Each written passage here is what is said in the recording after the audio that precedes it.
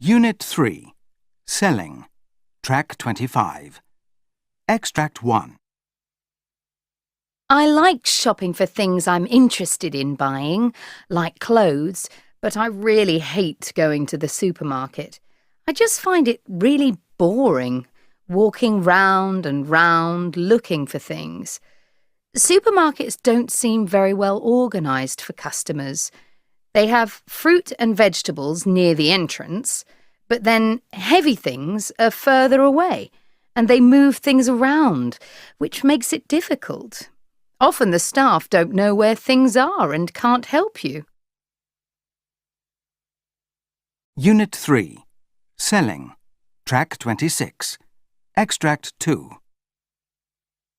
I love the internet for shopping. I buy lots of things on it. It's just so easy and convenient. Most retailers now work online.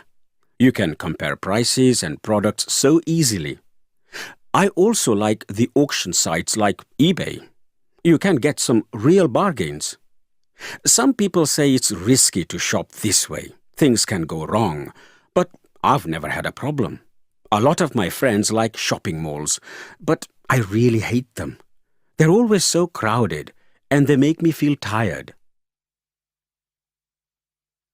Unit 3. Selling.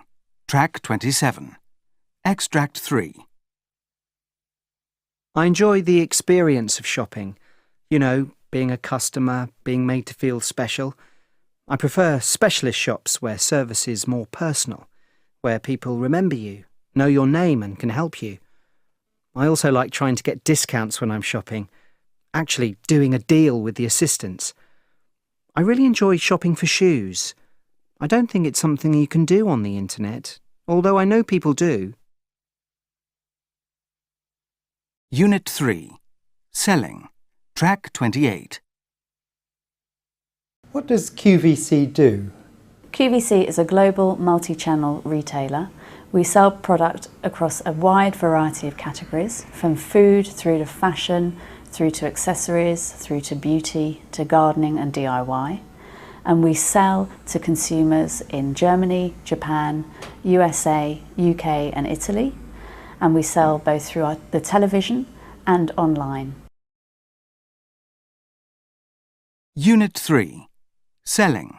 Track 29. What's the secret of a really good sales presentation? Firstly, having a product that you can easily demonstrate and a product that has a good story behind it. Secondly, that the person who's actually giving the sales presentation can engage with their audience in a credible fashion, can tell the story very clearly and can demonstrate the features and benefits of each product in a very clear and easy to understand way. Can you give us an example of how you develop a sales pitch? First of all, it's all in the preparation. So it's all about knowing the product inside and out, what the product can do, what it can't do, when it is suitable, when the product isn't suitable, and then be able to demonstrate the product to its best advantage in a very clear and precise fashion, but also in an engaging way. Unit 3. Selling. Track 30. What was QVC's most successful product sale and why? We have many successful product areas. One of our strongest is beauty. Beauty works so well on TV for two reasons. First of all, each beauty brand has a fantastic story behind it, and we can really bring life to the brand and to the product presentation through telling that story in a very engaging way. And secondly, each product is very easy to demonstrate. So if it's a skincare product like a moisturiser, we can show how to apply it, how much to apply in order to give the best effects. Finally, we add another layer to our sales presentation in that we may invite the expert behind that product to tell the story. Are some types of product easier to sell than others? Yes, and in fact some products are very difficult to sell on our business model. So take fragrance, for example. Clearly the main piece you want to communicate with a fragrance is how it smells, and that can be very challenging to do through a television environment. Unit 3. Selling. Track 31. How has online shopping altered the way you sell? It's given us a fantastic opportunity to sell in a different way to our consumers.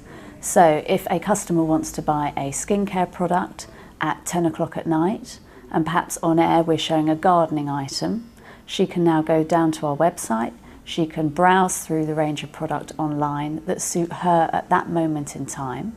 She can see an image of the product, she can see the product description, she can see what other customers think about the product through our ratings and reviews service, and as well she can see the video demonstration.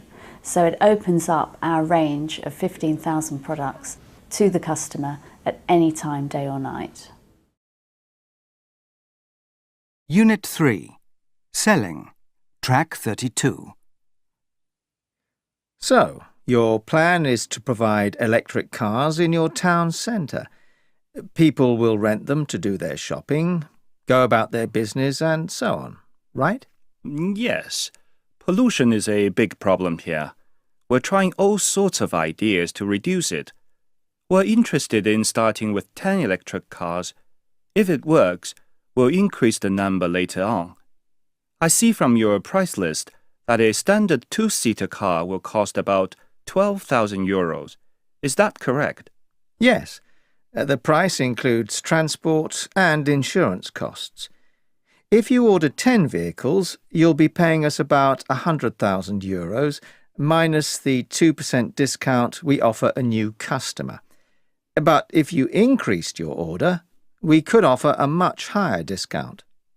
Okay. How much would that be?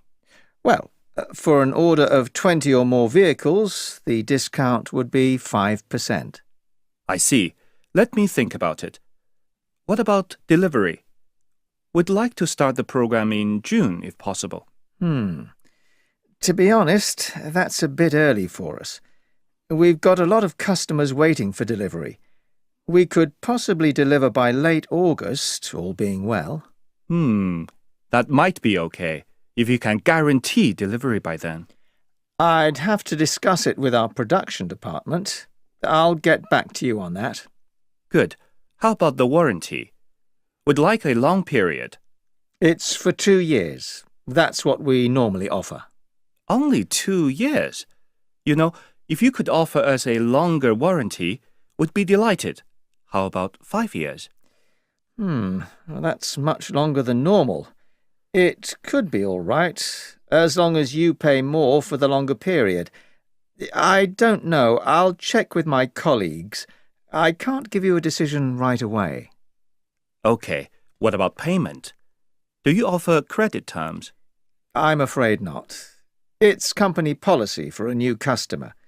We need payment by bank transfer on receipt of the goods. Oh, and we ask for a down payment of 20% of the value of the order. A down payment as well? I see. Right. Well, I think we've covered some of the main points. How about some lunch now? After lunch, I'd like to discuss after-sales service. It's important for us that you give reliable sales support. Unit 3. Selling. Track 33. I suggest the first item should be the length of the agreement. We need to agree how many years we want it to be for. And after that, let's talk about the number of rooms you want and what types of rooms you'd like to reserve for your customers, okay? Yes, that makes sense to me. First the length of the contract and then the number and type of rooms. After that, I suppose services come next. That item could take some time to discuss. Yes, I think it'll take the most time. So services will be the third item on the agenda, and I'll allow quite a bit of time for that. Next, how about advertising? No, I think that should come later. We need to talk about the rates next, and especially any discounts you can offer on your listed prices. Okay, rates can come before advertising. We'll probably have quite a long discussion about discounts, so I'll make time for that. And then, finally, we can talk about advertising costs. I hope that won't take too long. How's that? That's fine. I'm happy with the agenda. I think it covers all the main points we need to talk about. Good. See you next week then. Goodbye. Bye. Working Across Cultures 1. Track 34. Many of you will travel to foreign countries on business or go to international conferences and sales fairs. Some of you may end up living and working in a foreign country. For all of you, cultural and social awareness will be important if you want to become effective communicators when you're abroad. Today, I'm going to look at saying no politely. Whenever you say yes to a request, you are doing so at a cost. That cost is usually your time. Sometimes you just have to say no. I remember 2 embarrassing occasions when I had to say no. One was in Finland, when a business friend invited me to a sauna. I just felt uncomfortable. The other was in Hungary, a country where it's sometimes okay to share private details. Someone asked me something rather personal. Again, I felt a bit uncomfortable. In the first part of my talk, I'm going to look at 5 tips for saying no politely. Firstly, pay attention. Listen carefully and make sure you don't say no before the other person has even finished making their request.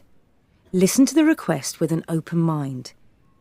Secondly, offer alternatives. You may even be able to recommend someone else who is more suitable. Thirdly, show sympathy if someone asks you to do something that you can't do. Show that you genuinely wanted to help. Next, be as clear as possible to avoid misunderstandings. Don't say maybe when you really mean no. And finally, avoid long reasons and excuses. Sometimes the less you say, the better. The times I've had to say no the most is when customers have wanted huge discounts. As long as you can say no politely with a smile, followed by a genuine "I'm sorry," then you should be fine.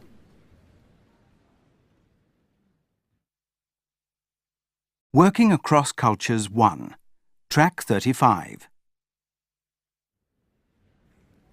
In the second part of my talk, I'll look at saying no in different countries. Japanese people hate saying no. They don't even like using negative endings to verbs, and they don't like any confrontation. So it's important to look at their non-verbal communication. They believe in harmony.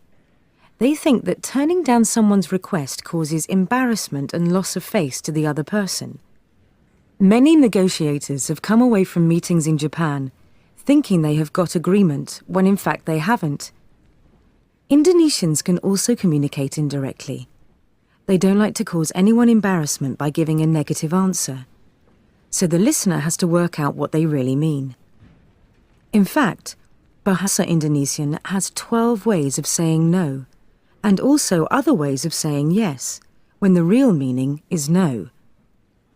The Chinese will often avoid saying no.